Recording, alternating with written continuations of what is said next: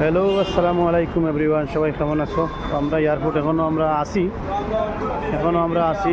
এই দেখো আমার বাতিজা এবং আমার শরীফ ভাই ঢুকতেছে। প্রবাস আসলে অনেক কষ্ট। দেখেন কত মানুষ এখানে বিমান ল্যান্ড করার পরে ভিতর থেকে সামান নিয়ে বাইর হইছে, কিন্তু বাইরে কিন্তু প্রচুর গরম।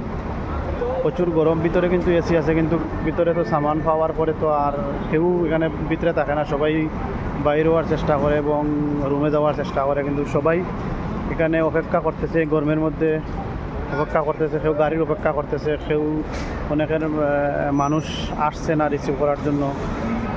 আমরা আসলে প্রবাসে কত কষ্ট করি আমরা প্রবাসে। দেখেন প্রবাস আসলে অনেক কষ্ট।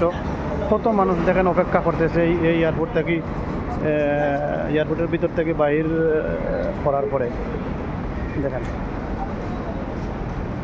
দেখেন কত মানুষ বাইরে যেতেছে, কিন্তু কত মানুষ বাইরে অপেক্ষা করতেছে গরমের মধ্যে। প্রচুর গরম কিন্তু বাইরে। তো সবাই ভালো থাকবেন।